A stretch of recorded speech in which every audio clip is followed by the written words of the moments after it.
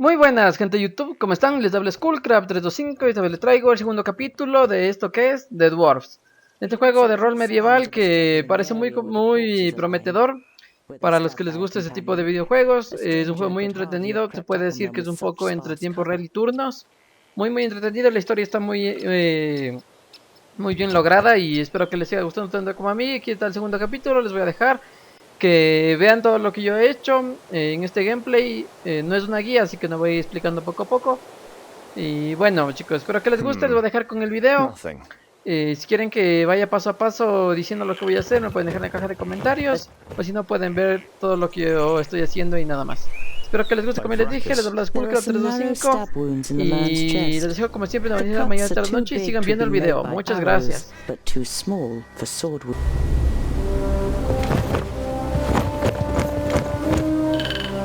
You look down on a tall, broadly built man. He's wearing dark brown leather armor that is strengthened with iron plates. There's a sword lying next to him. Was he trying to defend himself against something? Or someone? There is no blood on the sword. The man has the same incisions. It's clear that both men were killed by the same weapon. But what that weapon might be, you cannot say.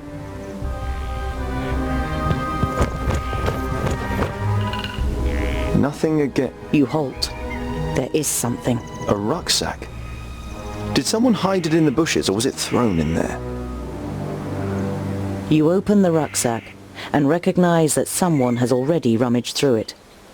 As well as some implements and writing utensils, you find a pouch full of gold and a talisman. The gold is proof that this is not a case of robbery. Warmth and a feeling of security flush through your body as you touch the talisman. You feel safer just holding it in your hand. I'm taking you with me.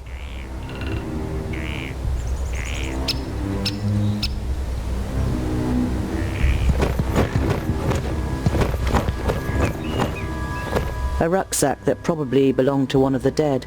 It seems to have been searched and then thrown away carelessly. You find a few implements, some provisions, and a map. A route is drawn on it from Parista, Nudin's capital, to Lotyonen's vaults. Does this mean that Turga the Fair-Faced is in Parista and wanted to send Lotyonen a message? And if so, why didn't he use magic? Did he want to contact him without anyone noticing? Why all this secrecy?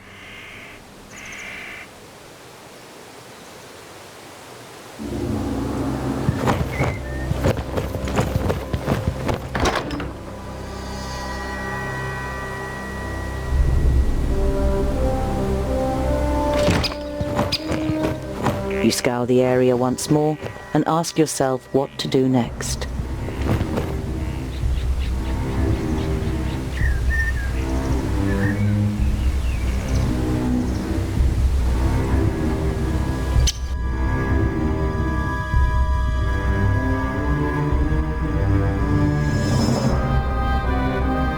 You're sorry that you don't have time to bury the dead, but the sun will be setting soon.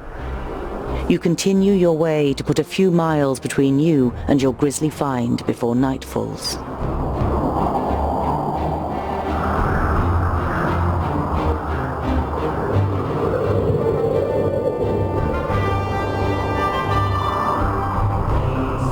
You see a flickering light through the trees some way from the path. It might come from a campfire.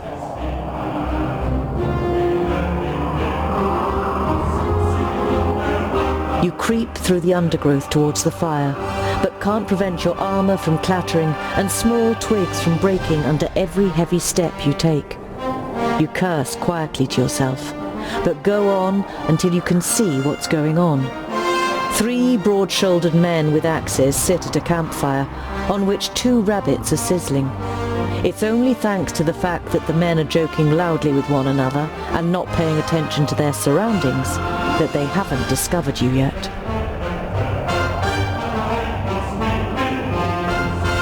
You sneak up on the men until a thick branch breaks loudly under your boot. You realize, terrified, that the men's voices have fallen silent. The men jump up and grab their axes. Who's there?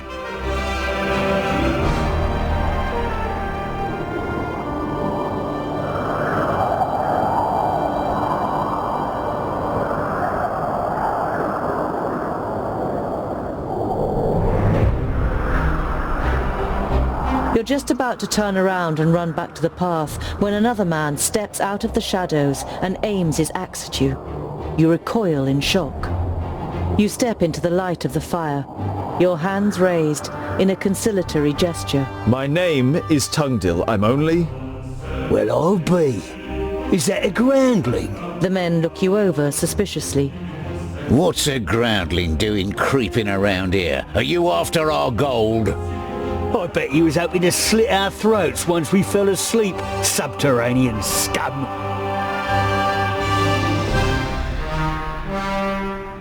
Your heart is pounding, and you confront the man a little more courageously than you feel. I'm no thief, and I'm certainly no murderer. I only wanted to see if...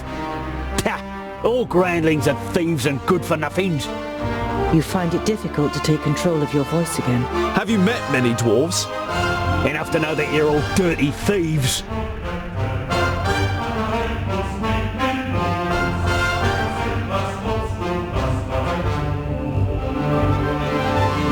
Now consider this. I am a dwarf with an axe, and I don't use my axe for cutting down trees. The men are visibly unsettled and lower their axes a little. I thought so. You turn your back on the men and walk back to the path confidently. You don't hear any steps behind you, and only once you've put distance between you do you dare look back over your shoulder. None of the men have followed you. You sigh with relief. It could have ended up a very painful experience if you'd provoked the men or shown them any weakness.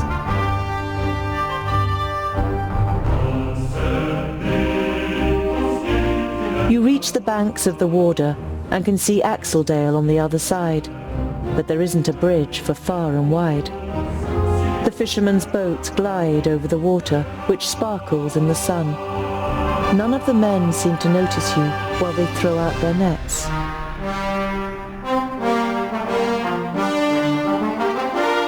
You look at the cold, dark water. The current seems so strong that they could carry off even the most experienced of swimmers, and you aren't even a mediocre one. You once read a legend in a book. Elria, the goddess of water, did not like the children of the forge and cursed the dwarves, so that they would drown in any waters beyond their kingdoms. The main reason that dwarves avoid water to this day.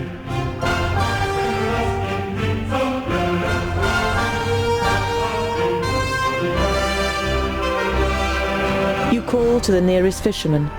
He looks across at you briefly before turning away and getting back to his work. You're going to have to find another way of crossing the river.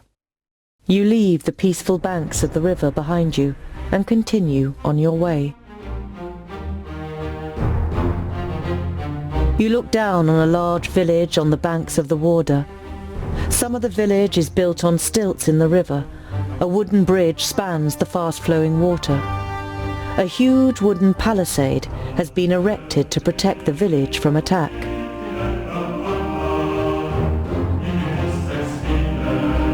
Your eyes roam the land on the other side of the river. You estimate that you will soon have completed half of the journey to Blacksaddle, but you still can't make out the mountain on the horizon. The guards on the palisade are watching you. Their armor looks well cared for and well made. The smith who made them knew what he was doing. You conclude that the men depend on the protection the armor offers and aren't just wearing them to look good. They're certainly not villagers.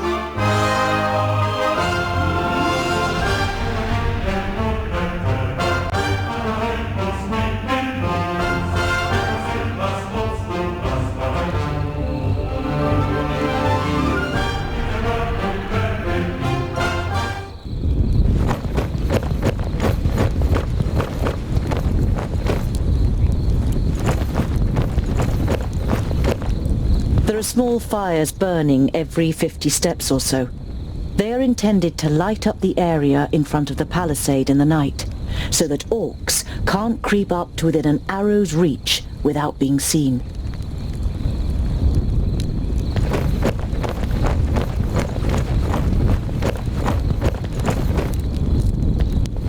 You have spent the last nights under bushes on the hard, cold ground. You are yearning for a good meal and a real bed.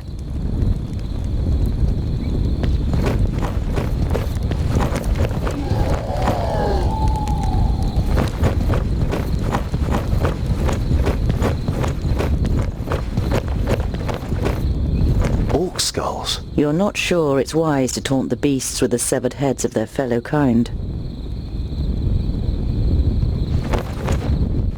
Some of the guards begin to whisper as you near the gate. Hello up there! What brings you to fair good water? And have you seen any orcs on your travels, groundling? The man leaning over the palisade eyes you up and down carefully.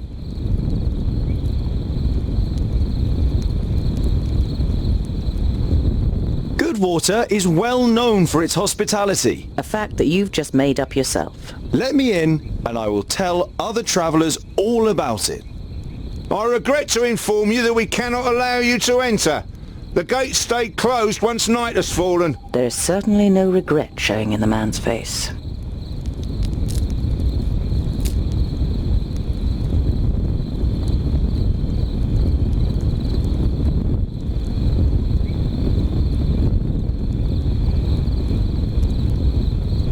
The orc heads on the spears look fresh, a fact that causes you unease for more than one reason. Those won't scare orcs away.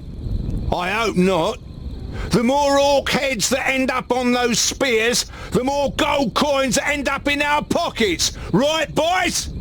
Yeah! That's right! Yeah! We've killed our fair share of orcs and know how to motivate them. Those ugly mugs will spur them on, and then they'll perish in front of our gates. Two things become clear to you. Firstly, that the mercenaries the villagers have hired are excellent at killing orcs, and secondly, that they sadly have no brains at all. When did you kill these orcs? Yesterday. We caught a couple of their scouts first. The others tried to take revenge in the evening. Let's see who'll turn up today.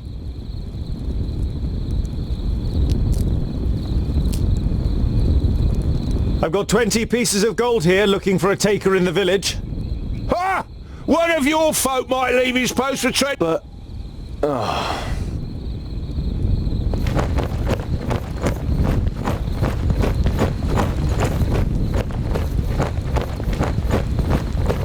As you get closer to part of the palisade, you hear whispering from the other side. Psst! Groundling! You look around and reach the palisade with a few quick steps. No one saw you. You see one of the mercenaries through the gaps in the palisade. He looks around nervously. 40 gold pieces, did you say?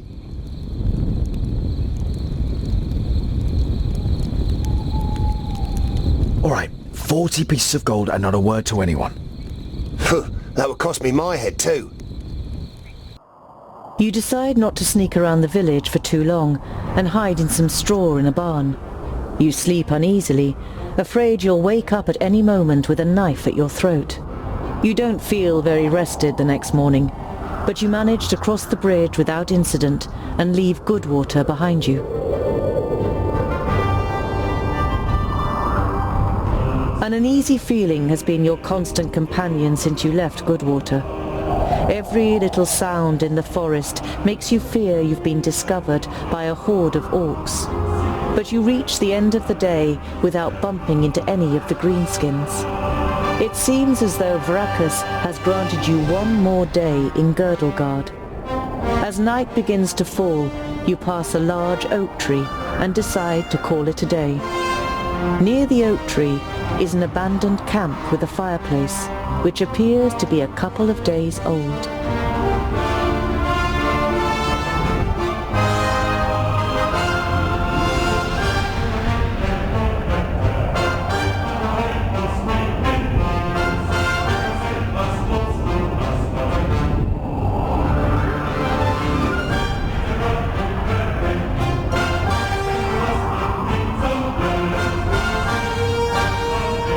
You swing yourself up the trunk and then pull up your baggage after you. You're prepared to sleep in a tree like a bird if it means escaping the orcs' attentions. You sling your rope twice around your stomach and the trunk of the tree to stop you from falling accidentally. You close your eyes and dream. You see North Pass and smell the fresh, icy wind that sweeps over the peaks of Great Blade and Dragon's Tongue. But the harmony is interrupted by the hideous roar of an unending flood of orcs throwing itself unceasingly against the fortification. You smell the disgusting green blood of the orcs and taste the rancid fat of their armor on your tongue. The bitter taste becomes stronger until it's unbearable and wrenches you out of your dream. You open your eyes and are surprised at the brightness as a glance at the sky confirms that it's still night. Your eyes move towards the ground, and what you see makes the blood in your veins freeze.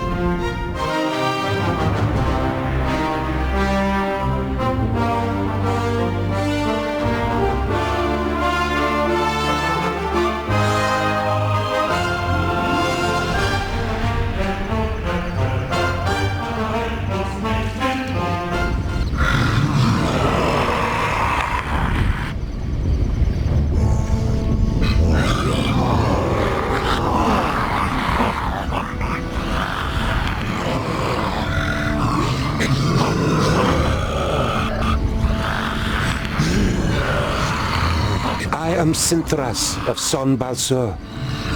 My master, Nod On the Doublefold, ruler of the perished land, has elected you, the lords of Taboribor, to be the sword that conquers the south.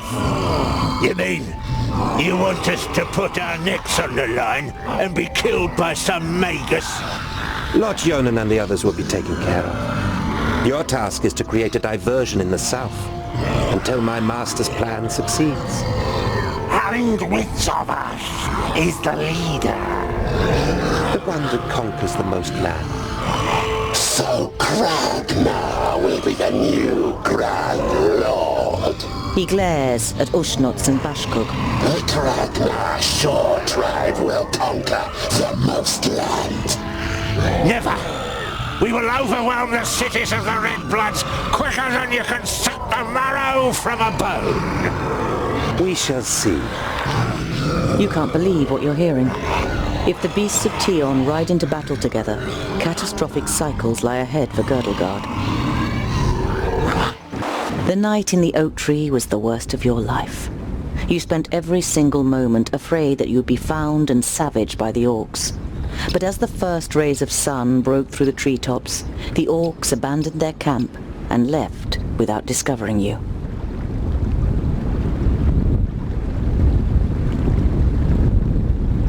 Better safe than sorry. Your eyes scan the deserted camp, and you listen carefully for any noise. But you don't see or hear anything suspicious.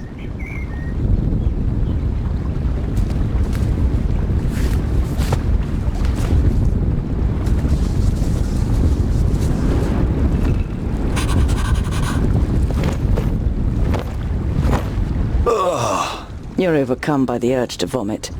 You have, of course, heard the stories, but seeing with your own eyes that orcs actually do eat humans is a long way from just reading about it. This is the place. I knew it was here. Come on then, find that stupid necklace. Hey, Fuskar! In front of you! A grounding! Perfect for a spotted breakfast.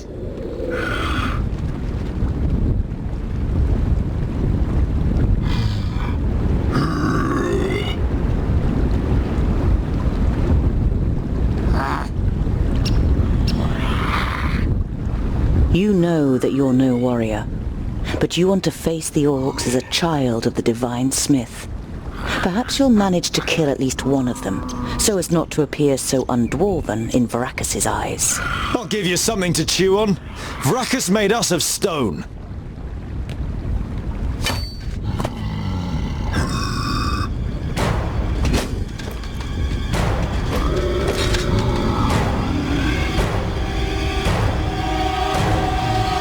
Oink, oink, little piggies!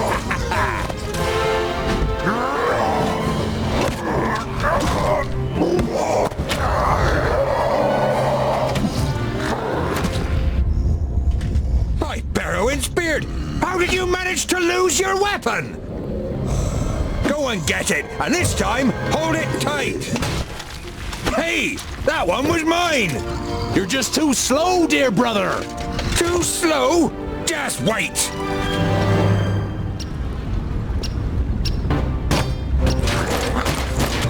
Yeah!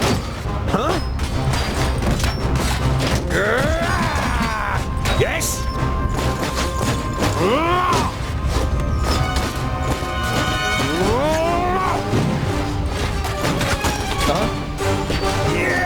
He hardly put up a fight.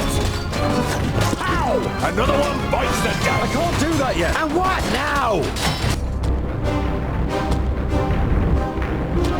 Huh?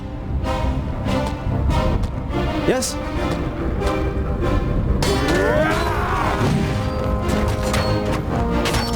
Please wait a moment. Yeah! They're hitting me pretty hard. I am Boenda! Give me a hand! I didn't hit you very hard! Huh? What is it? Huh? What is it? Over here, quickly. Yes? He's cheated! Yeah!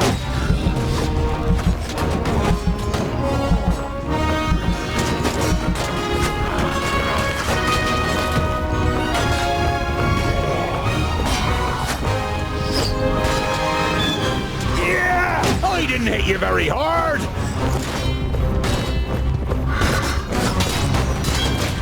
Too easy! Huh? Yeah!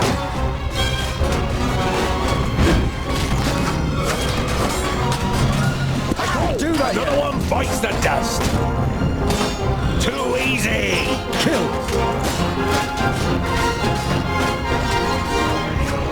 Yeah! I didn't hit you very hard! Pow! Another one bites the dust! Yeah! Too easy! Pow! Another one bites the dust! Huh? Too easy!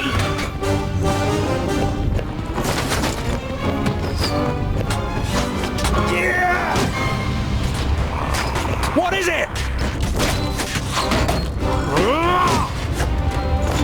Kill.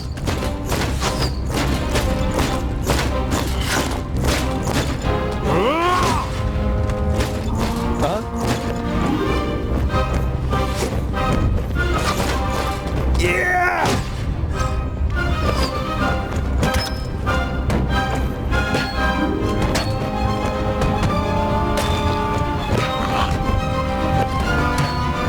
And again. Yeah! Huh?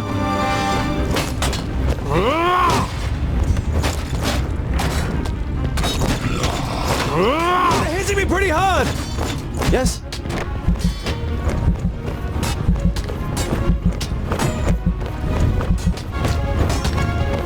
I didn't hit you very hard! Yeah! Too easy!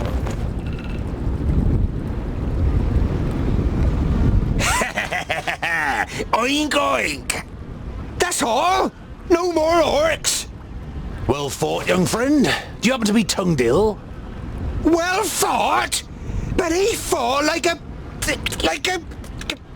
Boindale, what do you expect? He grew up amongst the humans.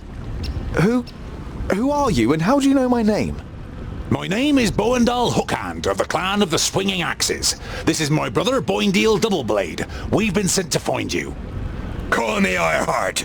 Are there any more piggy snouts around here? You turned up at just the right moment. But are you sure it's me you're looking for? The High King Gundrabur sent us to fetch you and bring you to Ogre's death in the Secondling realm in the south. So he received the letter from my master. And am I a secondling? Well, something like that, I guess.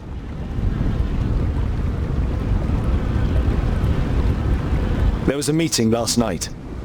The Elfar serve a certain Nod-On who calls himself Lord of the Perish Land. They have enlisted 3 orc hordes to cause unrest in the south. Did you hear that, Boandal? Peggy snouts! The Elfar from Son Balzur and the orcs from Taboribor are working together? And could ally with the orcs from the Perish Land. The twins look at you solemnly. You all know what that would mean for the people of Girdlegard.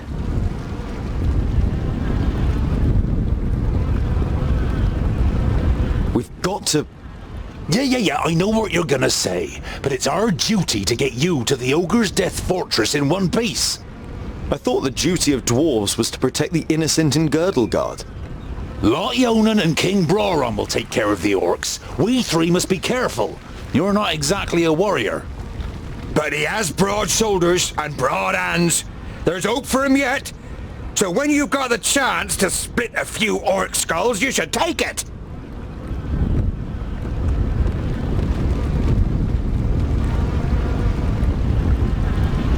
I would be happy to follow you into the realm of the Secondlings. In truth, there is nothing I would rather do. But first, I must travel to Blacksaddle and return some things to a former famulus of Lot Yonan. Blacksaddle isn't exactly on our way. It's on my way. We can head south as soon as I've carried out Lot Yonan's orders. Well, he's certainly got the stubbornness of a dwarf. Perhaps we'll be able to make a real dwarf of him on the way. All right, we'll accompany you. The sooner we find that famulus, the quicker we can get back to the mountains. I'll have to send Lot Yonan a message by carrier pigeon on the way.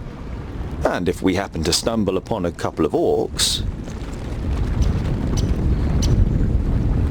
I like you, but we'll have to find you another name. Bolafar. It's about as good as Lipsmith, Paddletosh, or Blufflegrump. It is stupid, senseless, and definitely not a name of honor. What are you good at? I'm good at reading. Reading? You're a scholar?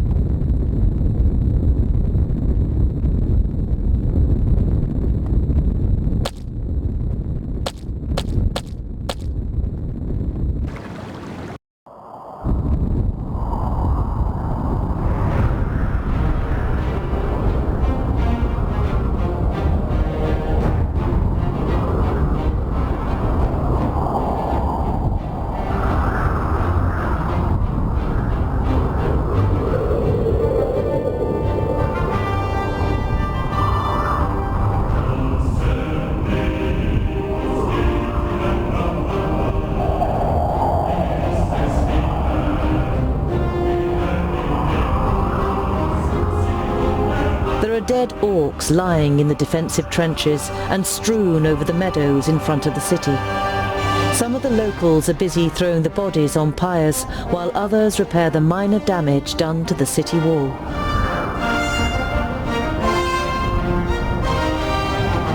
You enter the city and the garrison at its centre without being spoken to. It is only when you reach a heavy oak door that leads, you assume, to the commanding officer's headquarters, that you are halted by a guard. Dwarves, eh? Seems we aren't to be spared anything these days. What do you want?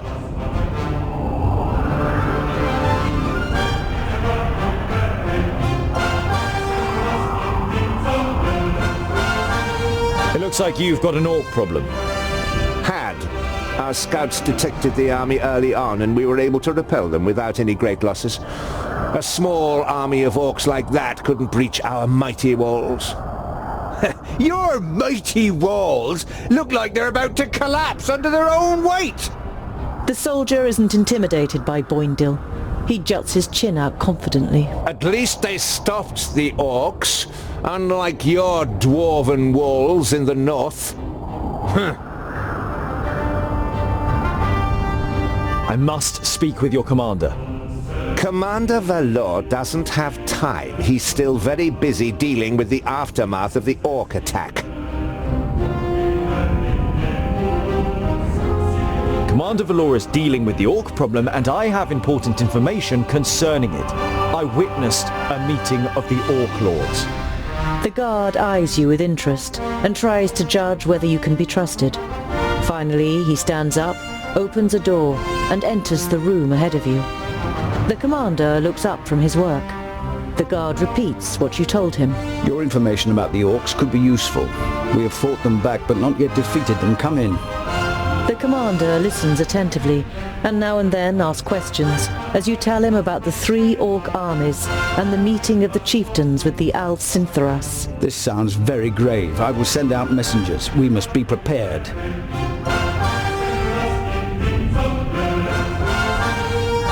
The orc army that attacked you was able to escape.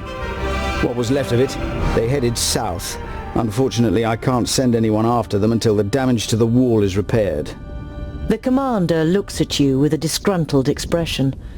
It suddenly seems clear to him who he has standing in front of him. If you're interested, you could try and wipe out the mob that got away and collect the bounty.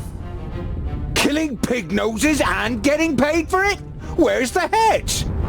You grin at Boindil and then turn back to the commander. We'll see what we can do. We must press on. Farewell, Commander Valor. Kill as many orcs as you can, dwarves. Palandir will be with you. You see a camp with a wagon and 2 people on the edge of the path. Behind them, Black Saddle towers up above a thick, dark forest, about a half a day's journey away.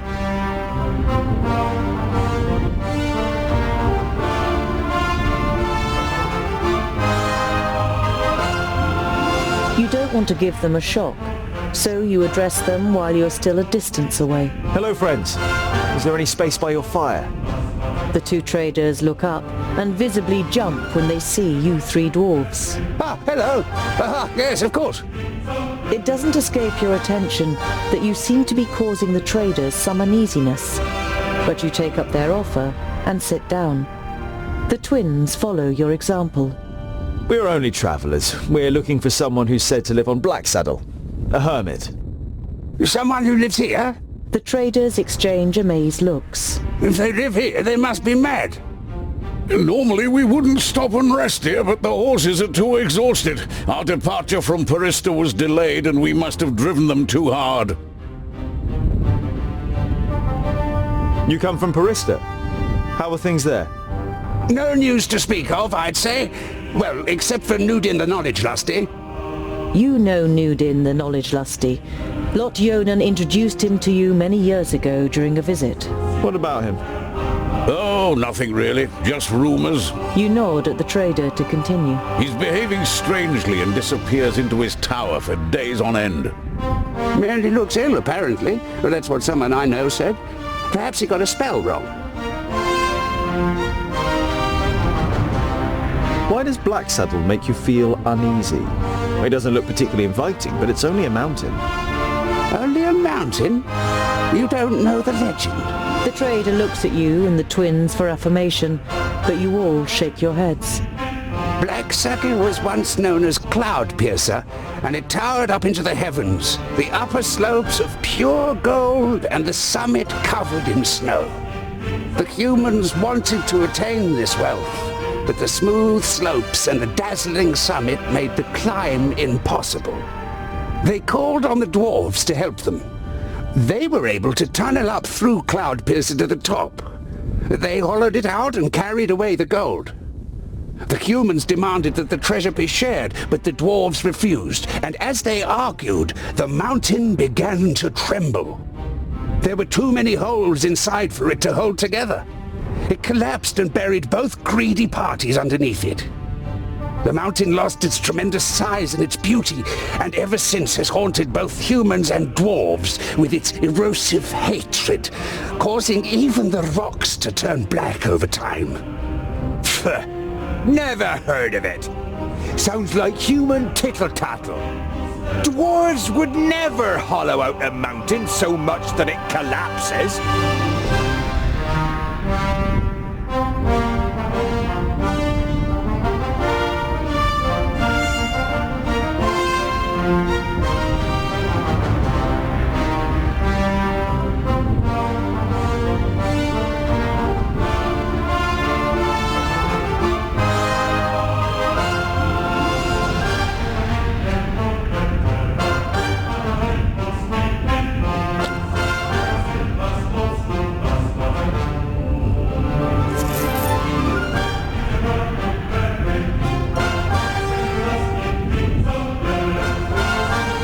Later in the night, after eating together and some friendly conversation by the campfire, you all decide to sleep, but you take the first watch.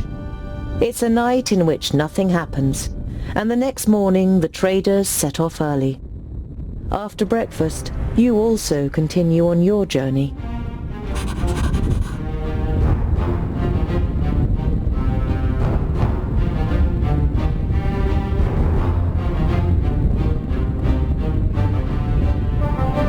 After a march through the thick pine forest, Black Saddle, the sinister tabletop mountain, and your journey's destination rises up before you.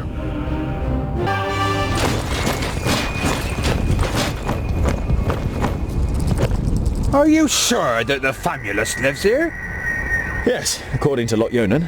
Although you try to put a lot of assurance into your voice, you too see no signs that anyone lives here. No castle, no tunnel, no camp. There's nothing here but mountain.